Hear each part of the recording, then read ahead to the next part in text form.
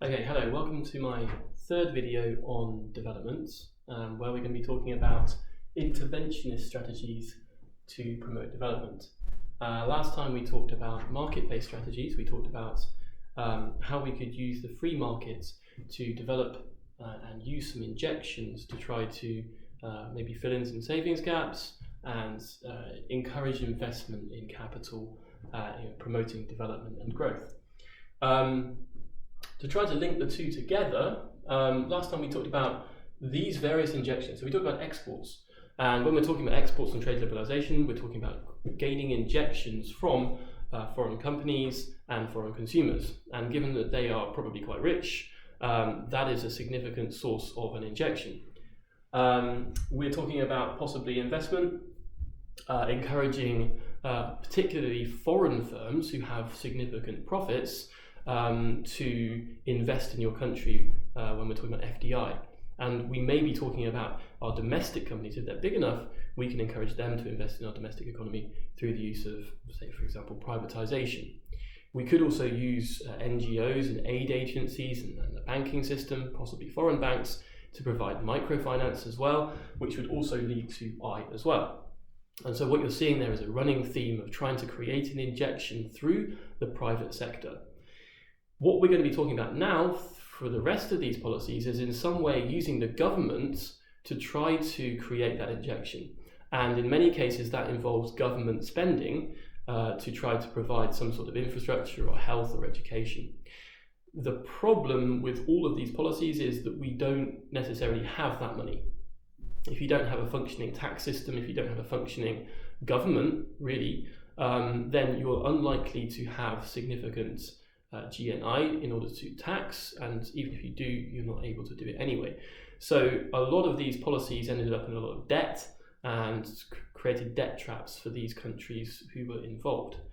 So before we even start anything, the answer to all of this, if you are writing an essay on this and you're comparing the two, free market or government, interventionist policies, the answer really is that you need both.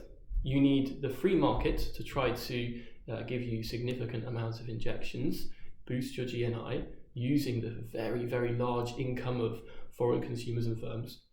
But you also need the government to be involved. You need the government to be providing the health, education, long-term policies, infrastructure, which will further complement and boost all of those free market policies. But it will also further improve the health, education, and equality components of your development program. And so it is the way in which you transform your GNI, your economic growth, into development, and then furthermore your development back into further growth.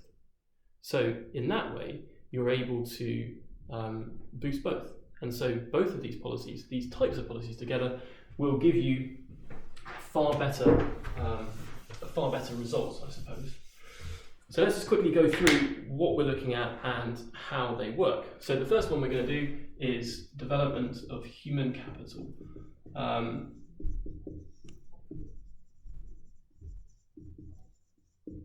And what that means is simply health and education.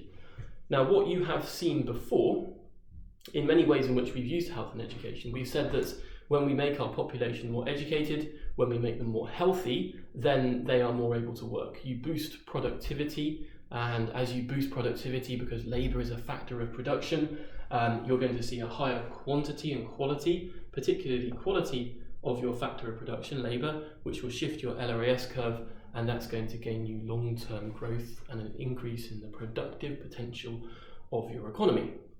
And I hope that's a well-worn argument which you've heard lots of times before.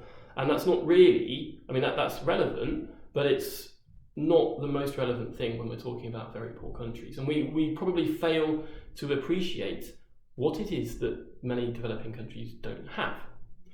And what they don't have is very basic health and education policies. So we could look at, for example, over and above, we could look at productivity of the workforce, and that's great. But we could also look at more development direct development indicators. So, for example, if we're looking at health, we might be looking at nutrition, particularly for very young children.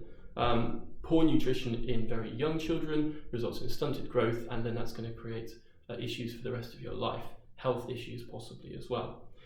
We might be looking at very basic health problems. So you may be looking at, for young people, issues for the young, and particularly here, we're looking at things like vaccinations, we're looking at things like clean water, we're looking at very, very simple things which if you solve, it's very, very cheap to solve, and it will allow you to go to school, it will allow you to have a more productive life in general.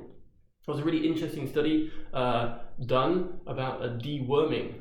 I think you have worms in your stomach, but if you have unsanitary conditions, when they went for deworming for kids, they saw that people were going to school with a 20% higher attendance. So you can see that issues for the young, you're seeing that health, simple health policies can then improve your education as healthier children go to school. Interestingly, this works back the other way as well, because education, we could think about productivity, we could think about, I'm going to study economics and become a rich economist, I'm going to study finance, I'm going to study maths, but I think we are probably more interested in very basic hygiene and health knowledge, particularly for women. When you have education for women, that will then improve maternal health. So when you have a child, you will be healthier, and infant mortality goes down. So the chance of your child dying or having very significant health issues will go down.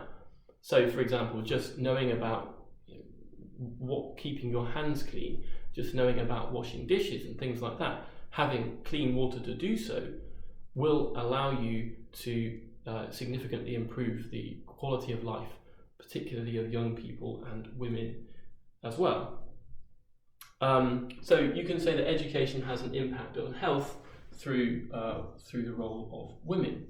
You could also say that the education of women is absolutely crucial, because if you educate women, they then, for example, read books to their children. I mean, men should be doing this as well. I don't know why I should be assuming it should just be women, but it's true that in many countries, gender inequality is so bad that women don't have literacy and therefore cannot improve the education of their children. And so you get cycles of lack of human capital, lack of human development, because women play a key role in nurturing and looking after children, who then will be the next generation of a productive, I don't want to call them a productive asset, but I suppose they are, aren't they? They are the next generation who will then give you your development indicators for the next 50 years. So the role of women in all this is really, really important. Finally, we could look at equality as well. We could question education. What kind of education are we giving? Is it primary? Is it secondary? Or is it university? Some developing countries have kind of gone the wrong way and said, right, I'm going to go for some MBAs. I need a new big university in my capital city. That's not very useful. What's useful is primary schools in rural areas, for example. Is possibly basic secondary schools in rural areas. And if you do that, then there's a potential for this, if targeted, to boost equality, to boost rural-urban divides, to improve rural-urban divides, but also to improve gender inequity and gender inequality, which is a key part of development itself. So, very, very useful. However, but other than the cost of all this, this is obviously, you're going to say that it's a long-term policy, you don't see results for a long time, very true. But for example, a policy of educating people about STIs and contraception actually might be quite quick.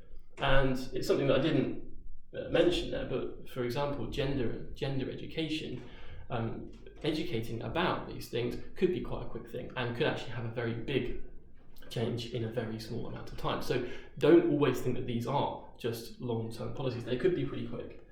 One of the big issues though is where and who.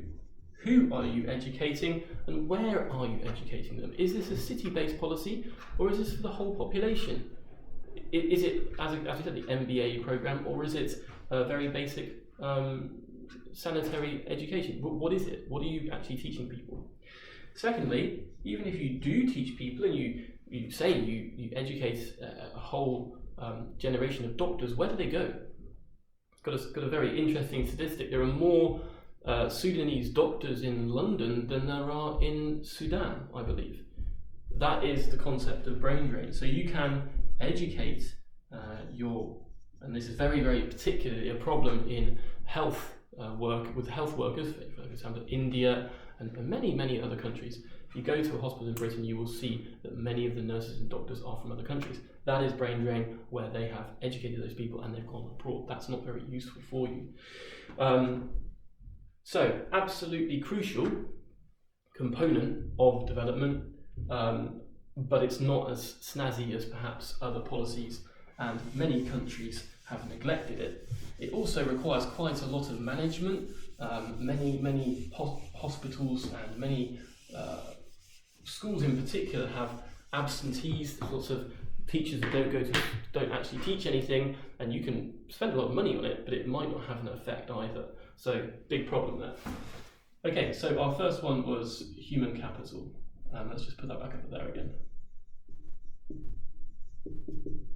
Okay, protectionism, I don't want to talk about too much because that is just a redo of what we've done before.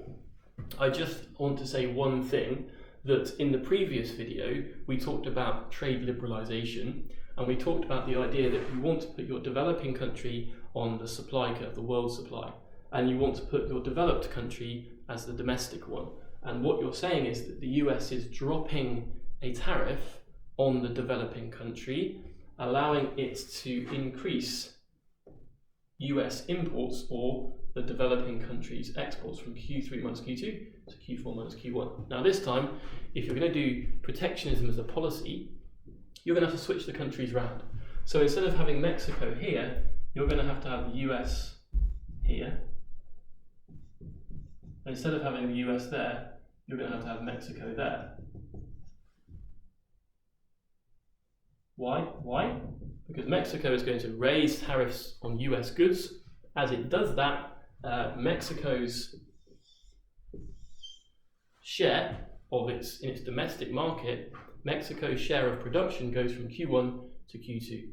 That is, US exports to Mexico or Mexican imports of US goods will fall and therefore result in a greater amount of revenue. This big box there will increase. So that's really the only thing I want to say about that, and obviously all the other things that you've done before about the problem of retaliation and the problem of inefficiency and lack of competition will all come up there.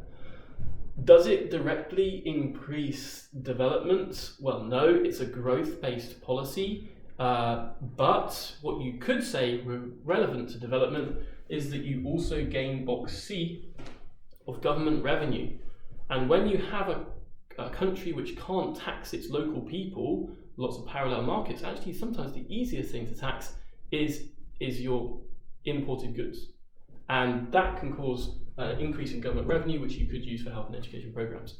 That's generally not a huge amount of money, but it is something to talk about. Right, that will, if you are still not sure about that, go back to your protectionism notes. Otherwise, I really will be just repeating myself. Managed exchange rates.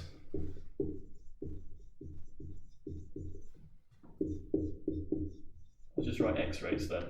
Managed exchange rates, again, we've done before. I'm not going to draw the diagram again. If you're not too sure about it, go back to 4.1.8. That was the exchange rates section. But I will add a little bit more on here. Now that we've talked about primary product dependency, now this possibly makes some more sense. If I'm a primary product dependent country, we know that I'm a price taker, and my supply of my good is the world supply, and the price is set in world markets. That means that I have a lot of volatility. I also have lots of weather events and volatility from just the fact that it's a natural product, and therefore I'm going to experience a lot of volatility in the demand for my good. If I have a big change in the price of the good, my revenue, my export revenue, is suddenly going to change, and there's going to be volatility in export demand.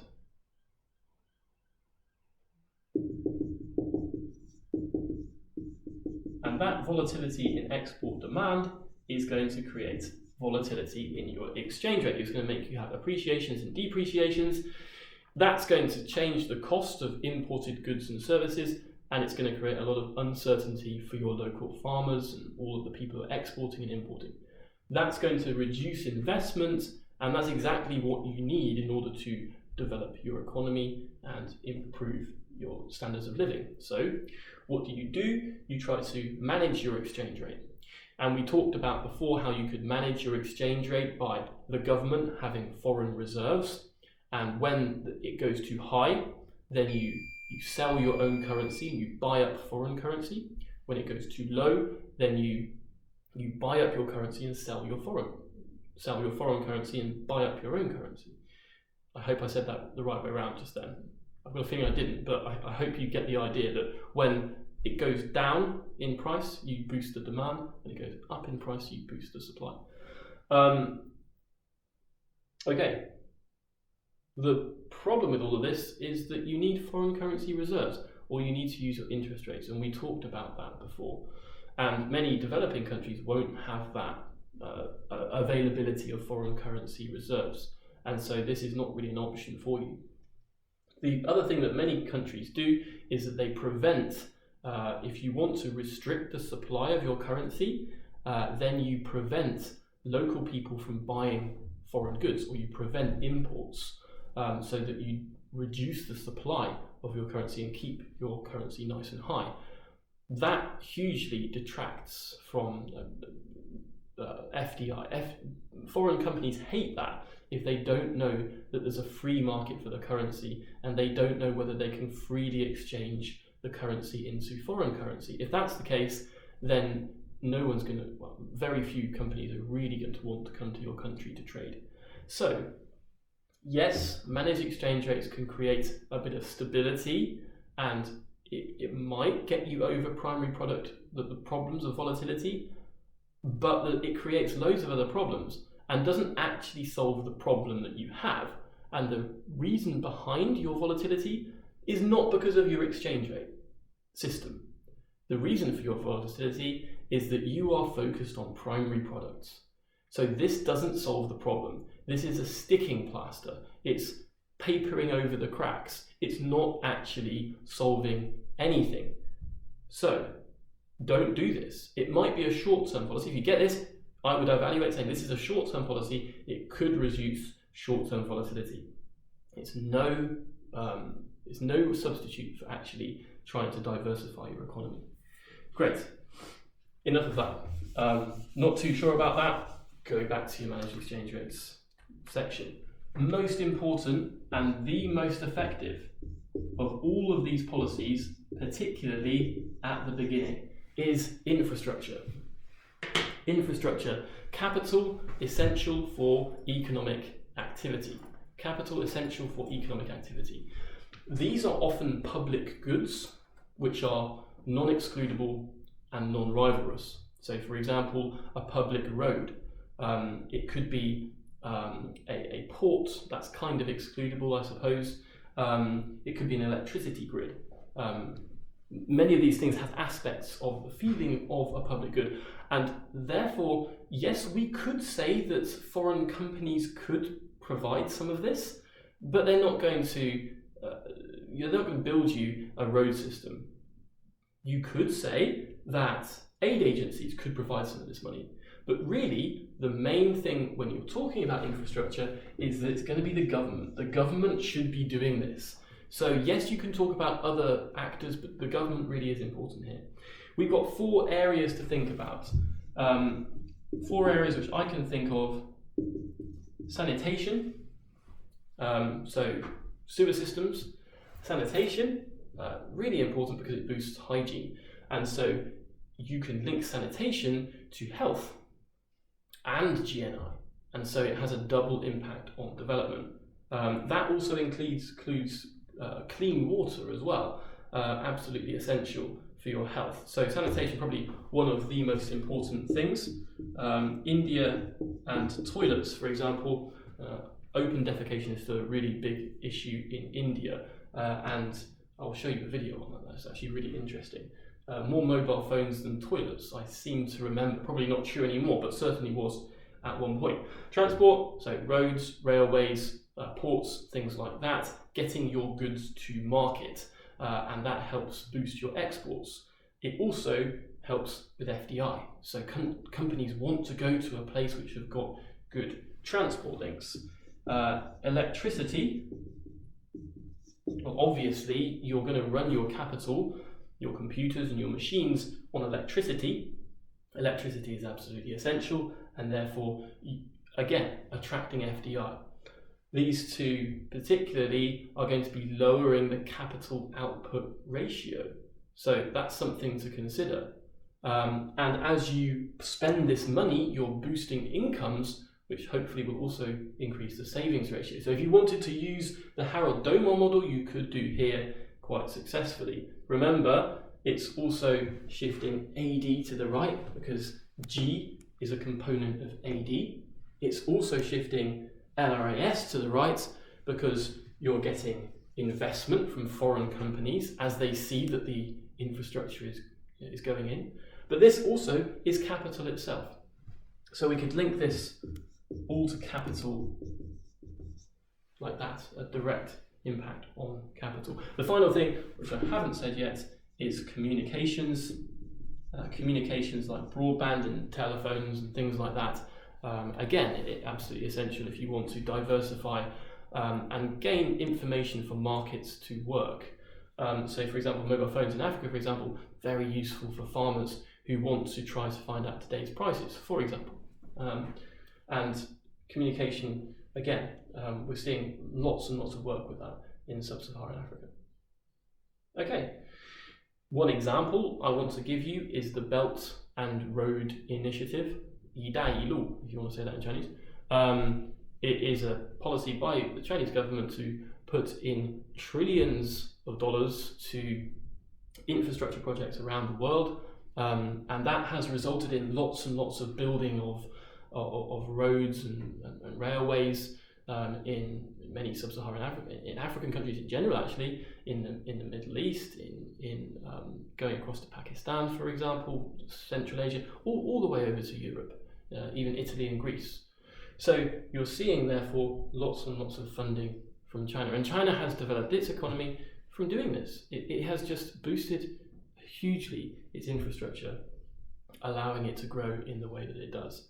And so if you're a developing country, build roads. You're not going to go wrong by building roads. But, okay, obviously the funding of this is a real problem. So you're going to see very significant corruption and funding issues for this, and lots of infrastructure projects have had that issue. Again, I'm going to ask where, because that's a crucial question. Am I going to build all this stuff in a city, or am I going to build it in the villages? If you build local small roads, then you're going to have a very big effect on local small populations. If you go and build big airports, and that's a real, it's a real temptation for governments to build flashy projects. An example is the Three Gorges Dam in China. It could have been built as lots of little dams, but they wanted a big project to show how great the country was doing. And it wasn't any more efficient, but it just looked big. And so infrastructure suffers a lot from government failure. government failure of where you build it, how big you build it, and whether you have taken some of that money yourself. Okay, so you really want to be questioning the competence of the government to be able to do this. And that's why partnering with China might be a good idea here, because they have the expertise in order to deliver it. Turn it around, and your port might start to belong to China if you don't pay them back. That has been an issue in Sri Lanka. Or you're not going to get your local workers to be building this because they're all Chinese workers, and that's been the issue with a lot of these infrastructure projects, not employing local people. If you do employ local people, then of course you're going to get multipliers and things like that, and that's something else that you could add there. So I'll add the point about a multiplier, and you might also add in the issue of government failure. But that doesn't take away from the fact that infrastructure is the most important policy. Right, 2 more and we're done. I'm keen not to run too long with this one. We've had 2 quite long videos already. So, joint ventures. This is kind of I doubt you're going to get a question on this. Maybe you will, I don't know. I haven't seen it before. Joint ventures are simply where you make a partnership with a foreign company with a local company. So you're a developing country, your company doesn't have much profit, it doesn't have much technology, and so you ask the foreign company who wants to come to your country to produce, why don't you, sort of buddy up, partner up, and teach my company how to do it? Or use part of its facilities. Maybe you could use one of its pre-existing factories and you could have some sort of transfer of technology and knowledge. Well, you could argue, well, why on earth would a foreign company ever want to do that? Give a foreign company the choice, of course it wants to do it itself. Why would I want to teach other companies my secrets? That doesn't make any sense. So, in places like, this has worked really well in China. Back in the 80s, in the 90s, if you went to China, every single taxi that you went in was a VW Santana. And that was made in a VW factory with a partnership with a local firm. I think it was Dongfeng Eastwind Trucks. Now, the Chinese government forced VW to work with them. And that has enabled that company now, and China in general, to build its own car industry and to have its own companies, and they're going to be coming up in the next few years. But the point is that China's only able to do that because it has a very large domestic market, the largest car market in the world. And so if you want to produce here, well, either you partner or you don't. You can go somewhere else. But they can't go anywhere else. So it's available to you. This would work if you are a good negotiator and have something to negotiate with. If you're a very poor country, then no one's going to listen to you. You go to a developing country and you say, and the developing country says, well, partner with my business. They'll say, well, I'll just go somewhere else. I'm not partnering with you. So it all depends on negotiating power. But joint ventures are a very nice idea of trying to make FDI more useful and for it to be more inclusive. And you could then link that back to development by talking about education and essentially forcing the company to educate your workers, improving both GNI but also education as well. Unlikely to happen, I think, but it's a nice idea. We could also say that joint ventures, we're talking about investment shifting AD, investment shifting LRAS through capital as well. Okay, finally, we've got buffer stock schemes, and this is actually one that is new. So the only real one here, which is new. A really stupid policy, doesn't work. A little bit like managed exchange rates, it's just a sticking plaster. I'll just go through this with you on this diagram. I very much doubt you're going to get this, but again, I say that, but I haven't seen it on a paper, so perhaps you will. Just try and get my surface so you can see that. Right, so a buffer stock scheme. This is in your notes. This diagram is in your notes, so you can just copy over the top of it. Say, for example, we've got the market for rice. What we do is we create, this is a little bit like a managed, well, no, it is actually, it is a managed exchange rate. It's exactly the same concept. If you get a managed exchange rate, this will be easy. What you have is an upper limit, so price P2, and you're saying that the price of rice can't rise above price P2. Excuse me. The price of rice can't rise above P2. We're also saying that the price of rice can't go below P3. So we know that agricultural products, they have a lot of volatility in supply. So it's probably going to be supply that's moving left and right because of a good weather or something like that. And let's say, for example, that our supply curve shifts right. World supply goes to the right because this year we have great weather and we have an excess of our crop of rice. That means that the world price wants to go below P3, but our buffer stock scheme is going to prevent it from happening. What we're going to do is we're going to maintain the price P3. We're going to say, no, we've got price P3, and that is going to result in, at that price, you see the demand curve here, you've got Q2 of demand, and you've got Q3 of supply. The price is too high, and so you get excess supply in your country. The way in which you deal with this is that the government buys up Q3 minus Q2, this extra bit there. I hope you can see it on the, yeah, you can see it. They buy up this amount of excess supply at price P3, and so the government spending on that is that shaded box there. Q2, Y, Z, Q3. They buy up all of that stuff. They put it into stores, and then they wait. And that's just like your foreign currency reserve in a managed exchange rate.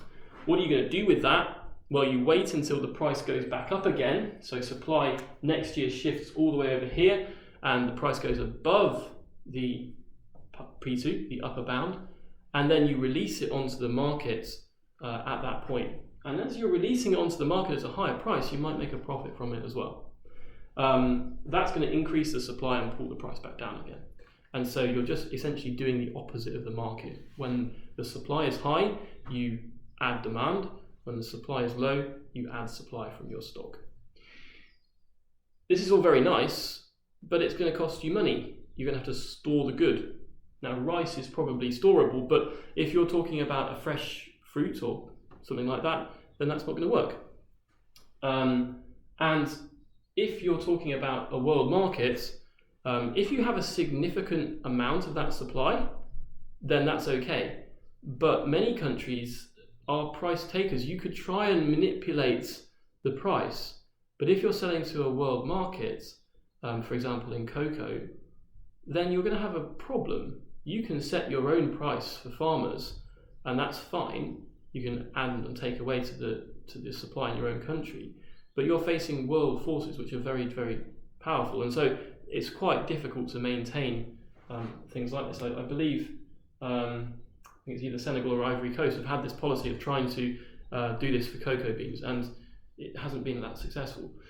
What it would do though, the idea, if we linking to development, it would create more certainty, investment, shifting, AD, LRAS, real GDP, great, and therefore development as well. And the people that you're benefiting here are going to be low income farmers, and so there's a good feeling of boosting equality here as well. You're protecting low income farmers from, for example, malnutrition, because one year you don't have enough food to live on.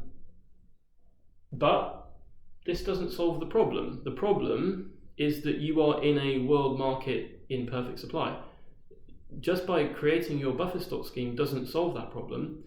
It may actually mean that you don't have the incentive to go and improve the problem. So really, the long-term problem should be, as I said before, to move away from primary product dependency. You're going to want to move away from that and diversify into other areas. And sticking plasters to try to resolve a superficial problem isn't going to work. So instead of spending your money on this, you should be spending your money on infrastructure. And when that infrastructure comes in, then you get foreign firms coming in, and then you get all of the benefits of the free market. So instead of doing these policies, I'm going to just say right now, protectionism, I don't think so. Not in the long term. Joint ventures, I'm going to say, do you have the power to do that? Buffer stock schemes, definitely not. Managed exchange rates, probably not, unless you're an oil exporter. So really, all we're left with is infrastructure and human capital. Do those two first and do them well, then gradually open up your economy and use trade liberalization, get FDI, and you have done a South Korea. And that's really, really good. Okay, there are some more policies, but I'm going to teach those in class, and I have a data response on all of those. So the rest of the policies that we have, I will teach in class. Right, it's been 35 minutes, so that's another significant amount of stuff you've done, but we've saved a load of time. So thank you for watching, and well done for taking all those notes.